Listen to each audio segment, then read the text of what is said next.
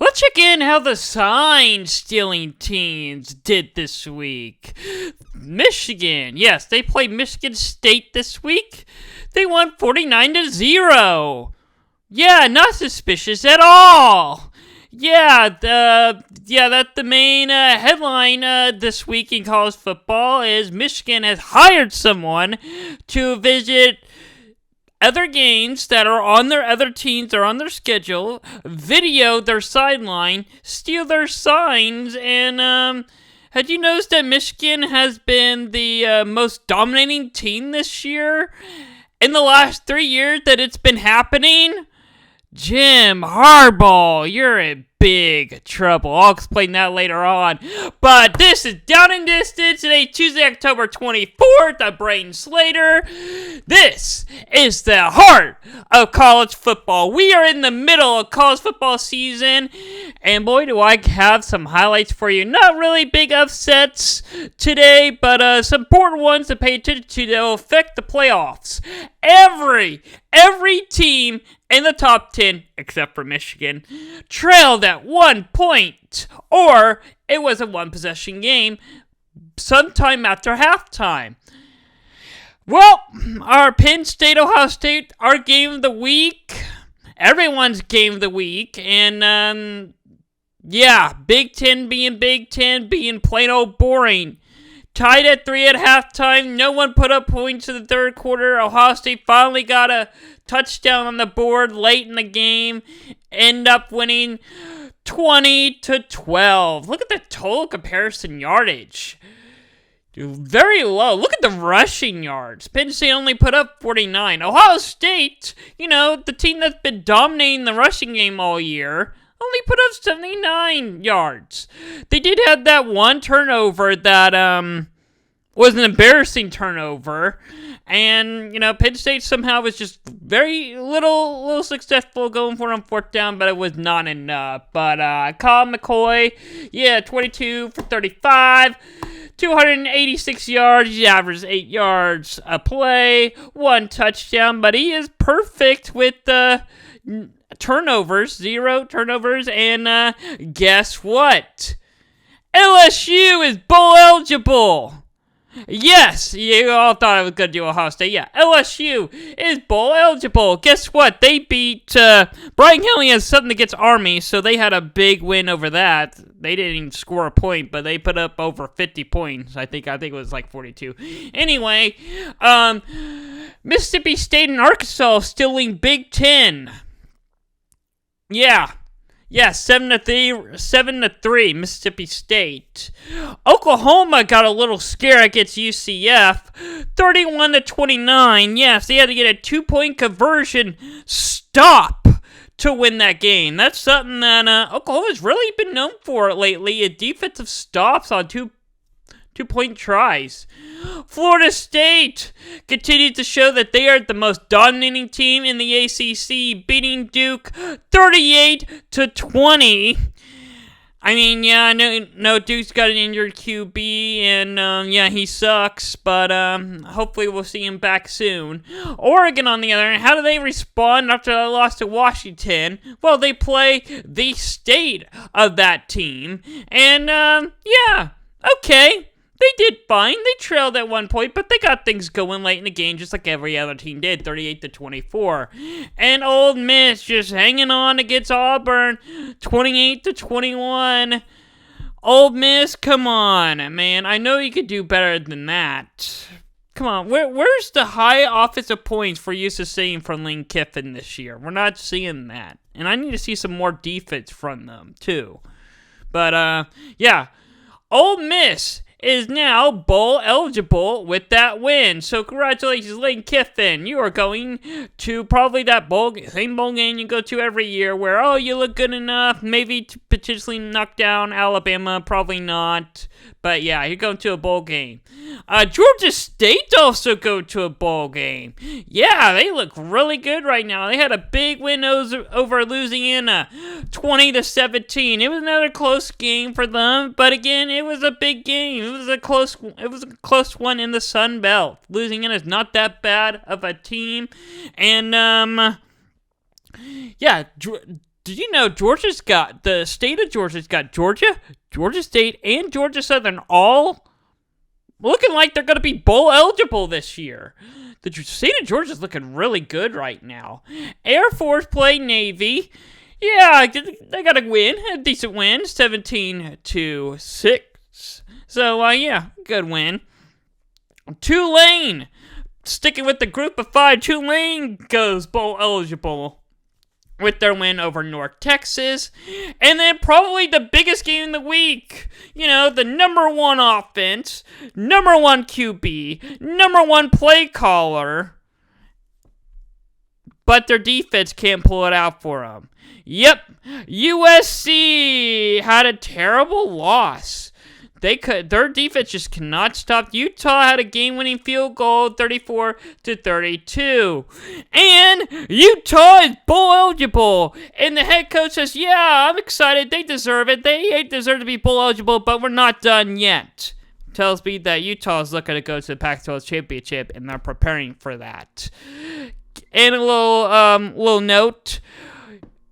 Caleb Williams and Lincoln Riley 0-3 against Utah. And then Alabama struggling at Tennessee.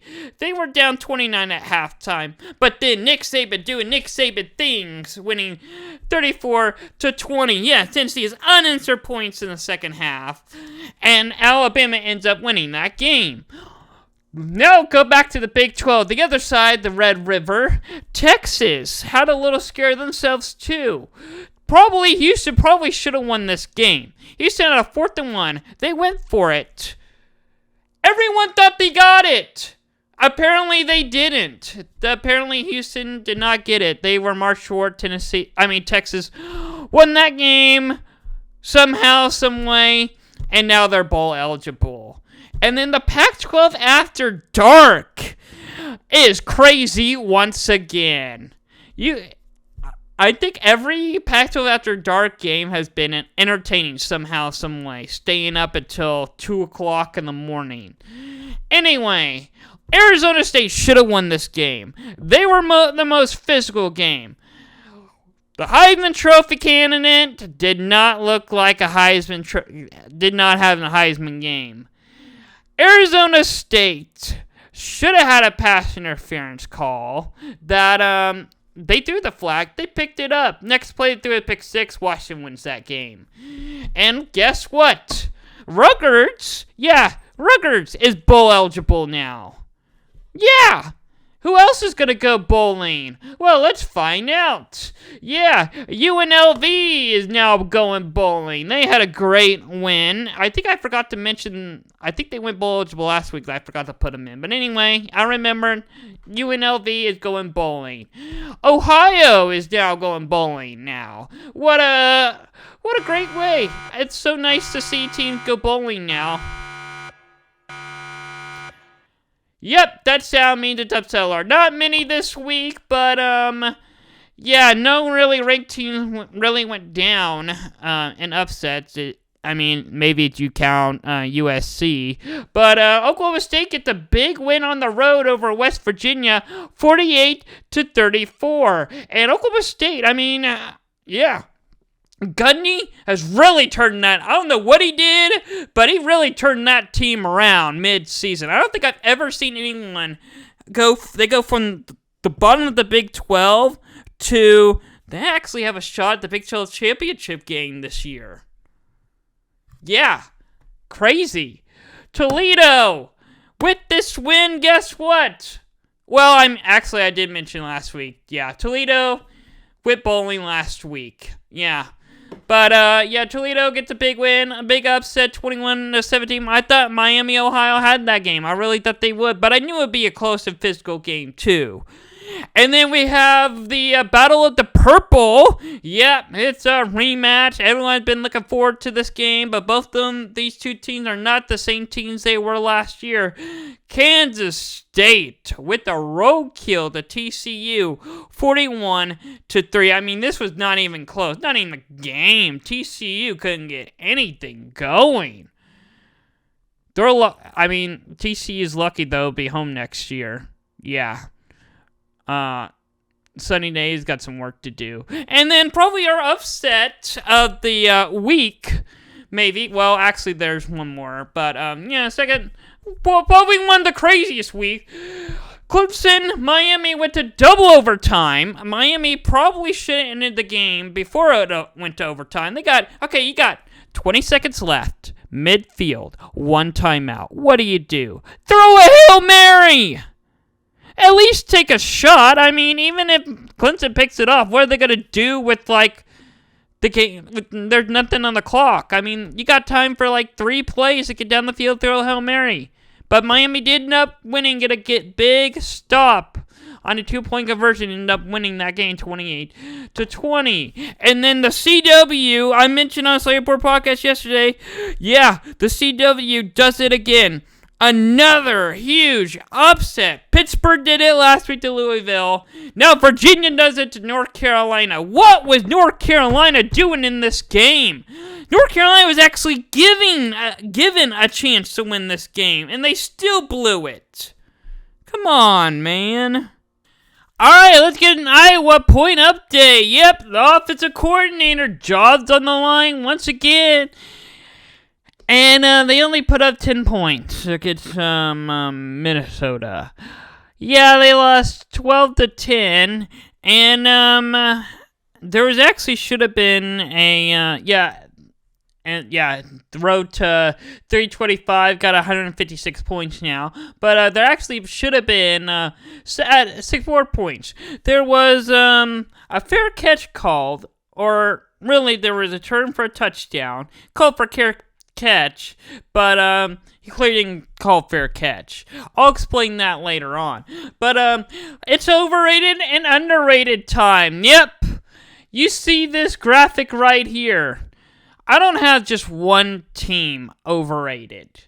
I have an entire conference off the playbook overrated. Where is the office? The Big Ten is so boring. That Penn State-Ohio State game was the game of the week. We're supposed to see, those two teams are supposed to be competing for the playoffs. National championships on the line. And that was probably the most boringest game I've ever seen. I turned it off. Well, I mean, I still had it on, but I turned it off my bigger screen. I put it down to one of my lower games. And just, kept an eye on it. I watched other games, Well, why is the Big Ten offense so bad?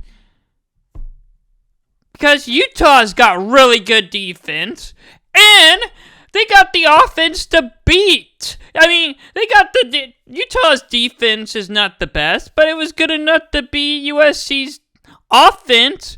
Their defense was good, and their offense was good enough to score points on USC defense. Utah is this week's underrated team. Utah could very, very likely, if Oregon and Washington, Washington almost knocked themselves off with Arizona State, but if Oregon and Washington basically knocked each other out down the road, Utah could be scary in the Pac-12 because with Oregon and USC out, Oregon State's likely out too, UCLA, they're all knocking each other out. It's just Utah and Washington left. Things are going to get really good in the Pac-12 soon. Yep.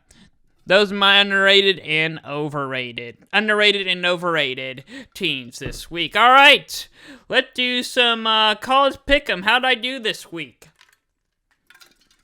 A little water, a little thirsty. Anyway, I'm thirsty for a good week. I went 5 for 5. I didn't go 4 for 5 like I did last week. A slight improvement with 34 points.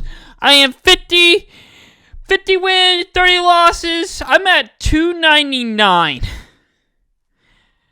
I don't think I could do that again. I think I did 199 also this year. What are the odds of that? I think I also went 199 too.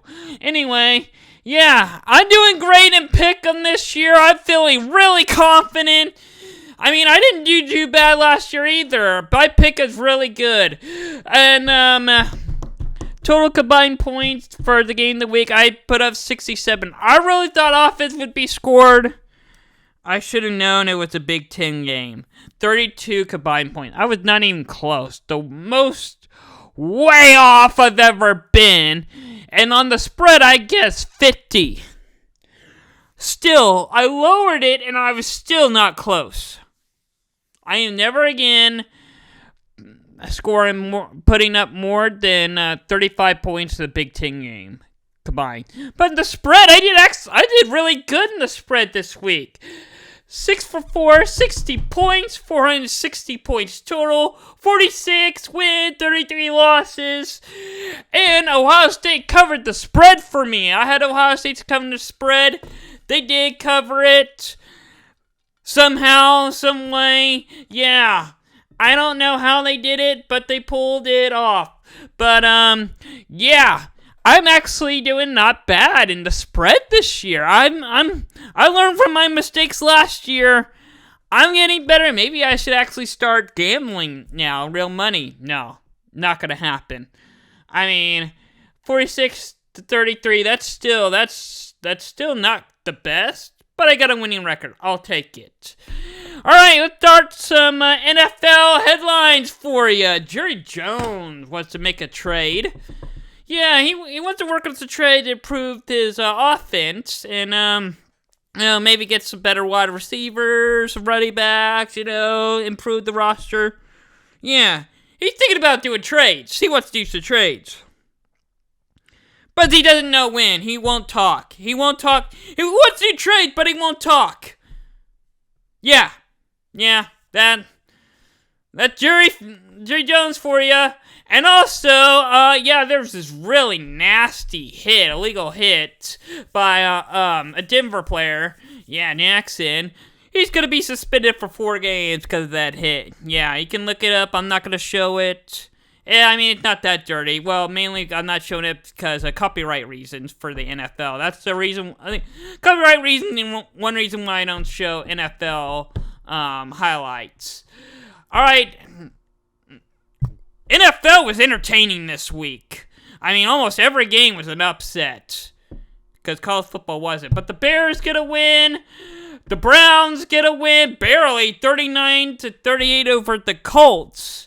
And what a win for the Browns there.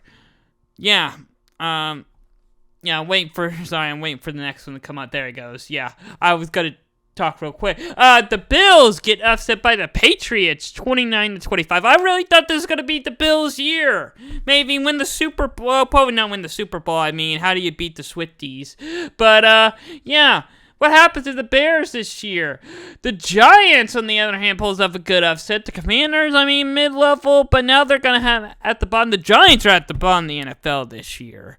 I don't know what's wrong with them, but they put up 14 points.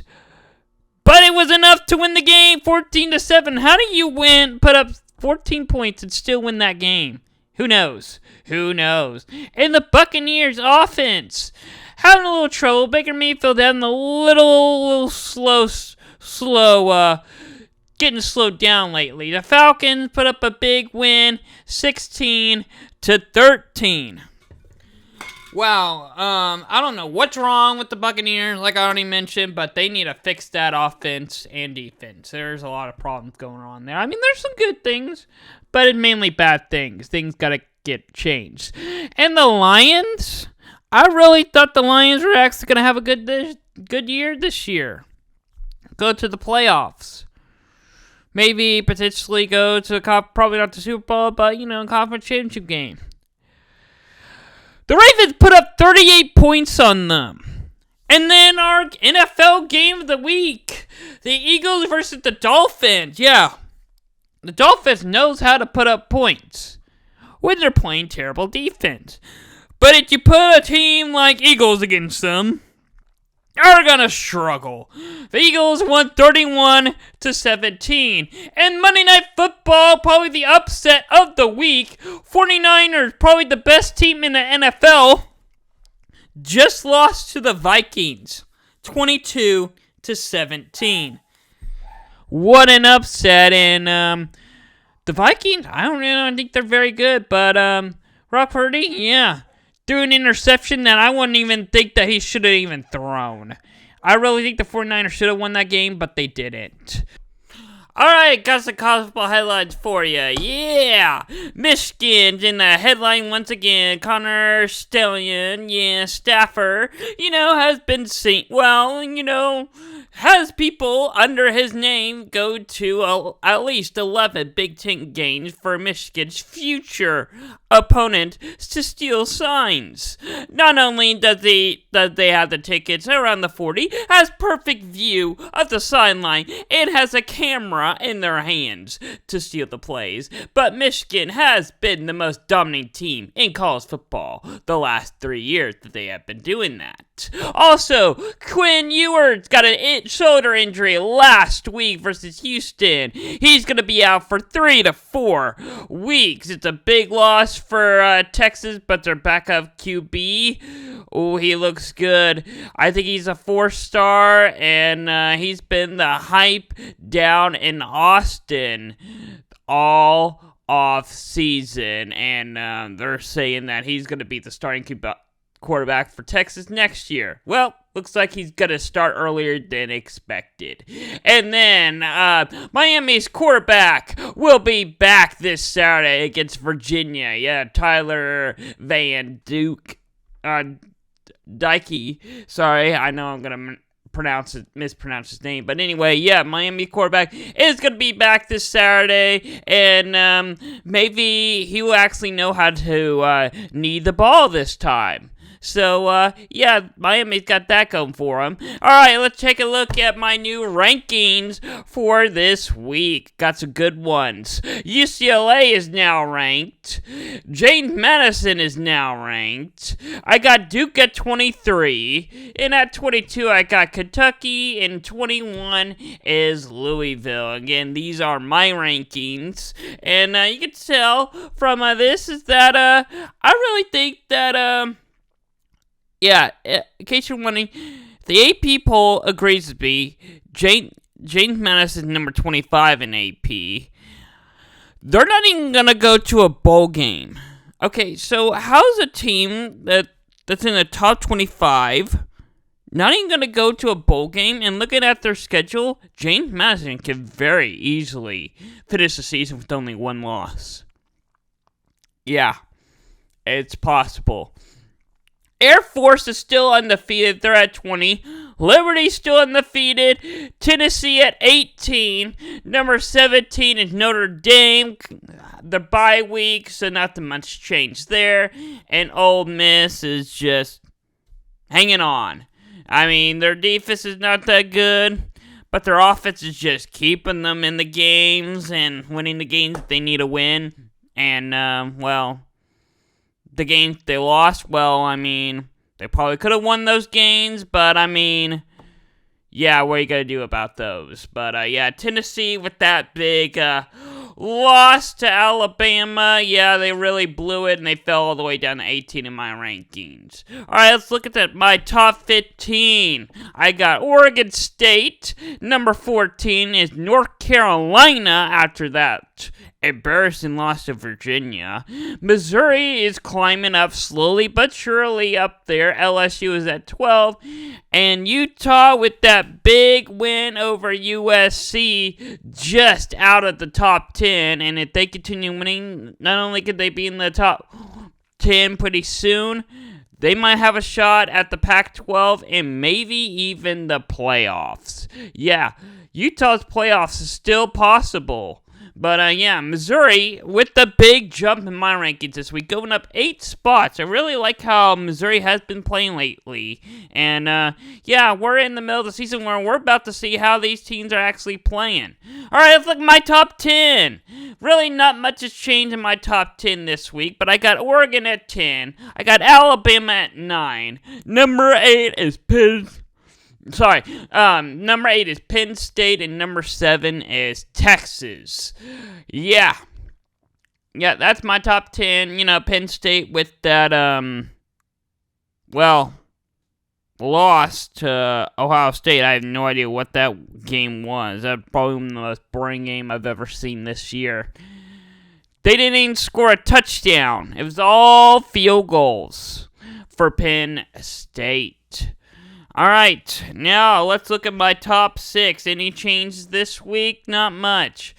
Again, Ohio State did have that win over Penn State, so Ohio State finally has that ranked opponent win that I've been waiting for. It wasn't pretty, but they won. Just like Florida State. Florida State hasn't been pretty. Georgia hasn't been pretty. Washington, should have lost, but they did have that pick 6 at the end. Michigan was the one that surprised me. I moved them up to 4. This is before, this is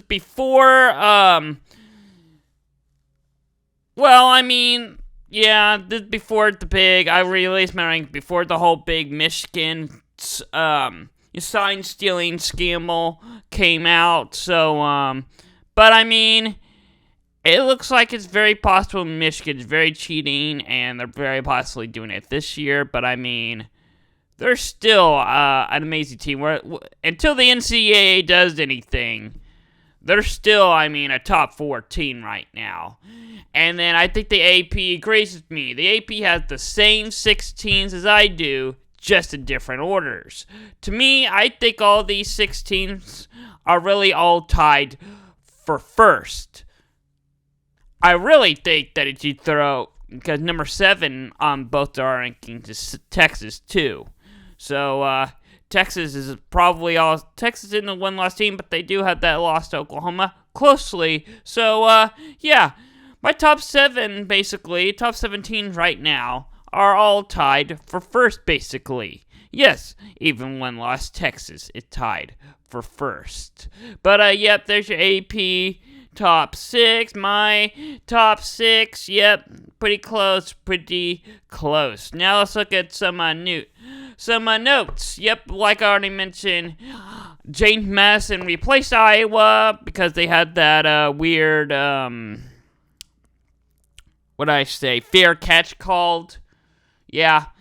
LSU and Missouri has the biggest jumps. They go up 4 spots. North Carolina and USC fall down the most. I don't have USC in my rankings anymore, but AP got enough votes to keep them in at 24. But it's still 24 is not a great look for Lincoln Riley and and Caleb Williams. And also, last I heard is Lincoln Riley didn't show up to his coach's show yesterday, so that's got going for him. All right, let's check out what's going around the network here on Busy Sports. Yeah! All right, later on tomorrow, Wednesday, we got Debatable getting an early look at the playoff rankings coming up, and then we got a Hardwood Hoops that night, getting you ready for a college hoops getting underway. And then American Game Day, of course. Our Halloween special of American Game Day, Saturday at 10 a.m. And then Monday, we got the Slayer Report podcast. Yeah, Monday at 6. And of course, if you haven't already, visit our website for the latest news, scores, stats, etc. That's all going around the network here on Busy Sports. All right, got a game Thursday. Yeah, Georgia Tech versus Georgia Southern. Yeah. 6:30 ESPN 2 at the Battle of the Georgias. Yeah. Should the winner of this game play Georgia? Because these two teams are actually really good. Really, really good. And I can't wait to see how they play. I'll probably definitely be watching this game if it gets interesting. But, that's about all the notes I have about this game. But I really like the way that Georgia State has been playing lately, so I have them winning this game. All right, let's talk about some Halloween games. Yeah! 11 o'clock, Oklahoma versus Kansas on Fox. Yeah, Fox, big noon, Saturday. Yeah, kickoff, whatever they call it. Yeah, I still don't even know what it's called. And what, they've been doing it for 3 years now? Yeah. But, yeah, you like my new Halloween graphic this year? Yeah? Yeah, I like it. I think I can make a slight improvement, but hey, I've already finalized it, made it. It's just for 1 week, but yeah, here we go. Love the pumpkins. Yeah, still doing the same color schemes for the teams, but yeah, Oklahoma, Kansas, really big game. Gonna be a really challenging game in the Big 12. I'll explain more about that game on Saturday on American Game Day. And here's a huge game for the SEC. Georgia versus Florida. I had a little high hopes for Florida this year, but they're not living up to the standings I thought they would. 2:30 on CBS. This is going to be a really good challenge for Georgia because they're playing really probably the best offense they've seen this year. But, yeah, I don't have a but. Georgia's really on the road, and, well, road or not, Georgia's always very competitive. But the question is, will Florida show up in the first half? That's the big question. And then we got another Big 12 game, BYU and Texas. BYU is not that bad of a team. They've had a rough start to their season, but I think they're starting to get things going now. They're on the road. It's hard to win down in Austin, but at 2:30 ABC, gonna be nicer weather, I know that. And then Duke versus Louisville, 2:30 on ESPN. A lot of 2:30 games this Saturday. A lot of good 2:30 games. And I'm only talking about a few of them today, but yeah, Duke and Louisville is going to be a good one, and a really good test to see how Louisville can respond after I lost to Pittsburgh 2 weeks ago. And Duke, yeah, they had their quarterback issues, so they're still trying to figure out how they can respond after that loss. And then 6 o'clock on ESPN, Tennessee versus Kentucky. This one is a huge one to pay very, very close attention to, because Tennessee, Kentucky, both these two teams had high hopes for the SEC. Maybe even probably not win the SEC, but have a shot at going to the SEC championship game. Well, not anymore. Again, I'll go more about that on Saturday, but let's go to Salt Lake City for our game of the week. Oregon versus Utah. The last time, very possible unless I mean, it is possible these two might meet each other in the Pac-12 championship game. But yeah, our game of the week, Oregon versus Utah, 2:30 on Fox. Very possible last time these two teams could play each other, depending on if Washington runs their course.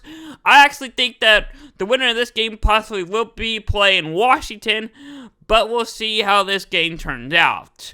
But obviously, this is going to be a really good test. Now, Cam Rising is out for the rest of the season.